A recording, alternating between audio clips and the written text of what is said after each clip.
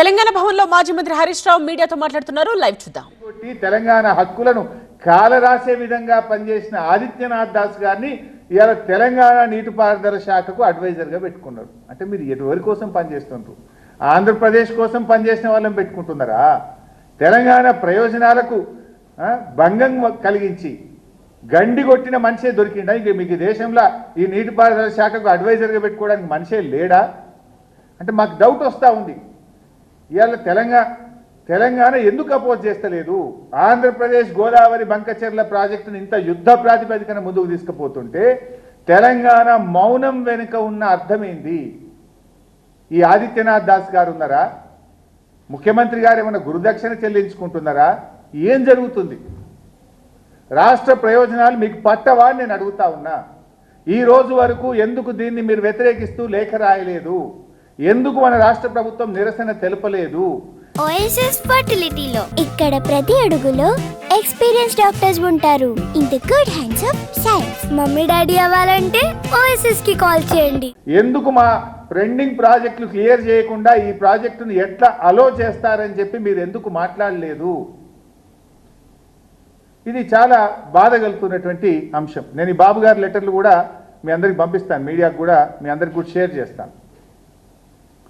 ఇకపోతే మరి అడ్వైజర్ గారేమో ఇప్పటిదాకా ఏమి ఆయన కూడా స్పందించలేదు. అడ్వైజర్ ఉండేది ఎందుకు? నువ్వు అడ్వైజ్ చేయాలి రాష్ట్ర ప్రభుత్వానికి. ఇటు ఆంధ్రప్రదేశ్ ఫాస్ట్ ప్రాజెక్ట్ కడుతుంది, మనకు అన్యాయం జరుగుతుంది, వెంటనే మనం లెటర్లు రాయాలని చెప్పాలి కదా. ప్రభుత్వం నిద్రపోతున్నా కనీసం అడ్వైజర్ అని చెప్పాలి కదా. ఇప్పుడు ఇంకో దిక్కు ఏమవుతుంది భాయ్ సాబ్, అటు తుంగభద్రలో కూడా మీరు చూస్తే అటు కర్ణాటక ఇటు తెలంగాణ తుంగభద్రలో కూడా ఇటు కర్ణాటక ఇటు ఆంధ్రప్రదేశ్ రెండు రాష్ట్రాలు కూడా తుంగభద్రలో కూడా నీళ్ళకి గండి కొట్టే ప్రయత్నం చేస్తున్నారు. మనకేందంటే శ్రీశైలంకి వచ్చే నీళ్లు అటు తుంగభద్ర నుంచి ఇటు కృష్ణా నుంచి వస్తాయి.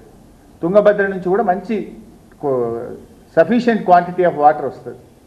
ఆ తుంగభద్ర నుంచి కూడా మనకు నీళ్లు రాకుండా అటు కర్ణాటక గండి కొడుతూ ఉంది, ఇటు ఆంధ్రప్రదేశ్ కొడుతుంది. దాని మీద కూడా నిద్రపోతున్నారు.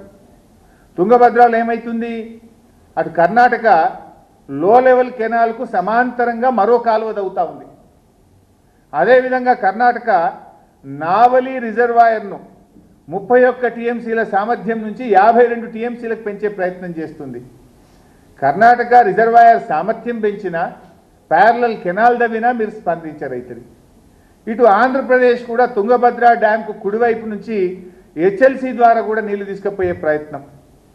అంటే ఆంధ్రప్రదేశ్ ఒకవైపు తుంగభద్ర నుంచి నీళ్లు మళ్లించే ప్రయత్నం చేస్తుంది. మరి మనకు ఇటు ఆర్డీఎస్ దెబ్బతింటుంది, దాని మీదనే మనకు ఆర్డీఎస్ కూడా ఉన్నది. అటు ఆర్డీఎస్కు నష్టమవుతుంది, ఇటు శ్రీశైలం ఎండిపోయే ప్రమాదం ఉంటుంది. శ్రీశైలంకు నీళ్లు రాకపోతే మన మహబూబ్ నగరు, మన నల్లగొండ త్రాగునీటి అవకాశాలు దెబ్బతింటాయి.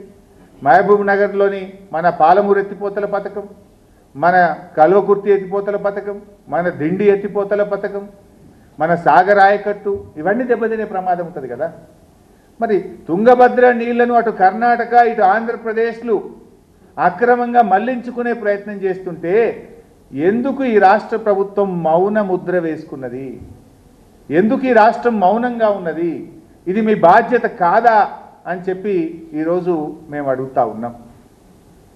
ఆ రోజు మీరు చూస్తే గతంలో బీఆర్ఎస్ ప్రభుత్వం ఉన్నప్పుడు అప్పటి ఆంధ్రప్రదేశ్ ప్రభుత్వం గోదావరి పెన్న 330 టీఎంసీలు ఫ్లడ్ వాటర్ తీసుకుపోతామని 2017లో వాళ్ళొక ప్రాజెక్ట్ తయారు చేసింది. ఆ రోజు 2017 అప్పుడు గౌరవ ముఖ్యమంత్రి కేసీఆర్ గారు చాలా సీరియస్గా మేము ఆ ప్రాజెక్టును ఆ రోజు అపోజ్ చేయడం జరిగింది.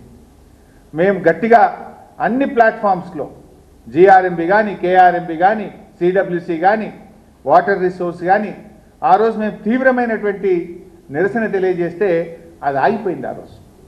కానీ ఈరోజు కొత్తగా వచ్చిన ఆంధ్రప్రదేశ్ ప్రభుత్వం యుద్ధ ప్రాతిపదికన ఇటు గోదావరి నీళ్లను మరి తీసుకుపోయే ప్రయత్నం చేస్తూ ఉంటే వీళ్ళు మాత్రం మరి కనీసం ఈ రోజు వరకు ఉత్తరం కూడా రాయలేదు. చంద్రబాబు నాయుడు గారేమో ప్రాజెక్టు కాదు, ఆయన నిధుల కోసమే ఉత్తరాలు రాస్తుండు. ఒకటి కాదు, రెండు మూడు ఉత్తరాలు రాస్తుండు నిర్మలా సీతారామన్కు. ఆడ పెద్ద పెద్ద మీటింగ్లు పెడతా ఉన్నాడు. మరి వీళ్ళు ఏం చేస్తున్నట్టు నాకు అర్థం కాదు. అసలు ప్రిలిమినరీ ఒక వార్తా పత్రికలో వచ్చిందన్నా ప్రభుత్వం దృష్టికి వచ్చినా వెంటనే ప్రభుత్వాలు స్పందించి లెటర్లు రాస్తుంటాయి. గతంలో ఇది కేసీఆర్ గారు రాసిన ఉత్తరం, మీకు ఇది కూడా పంపిస్తారు.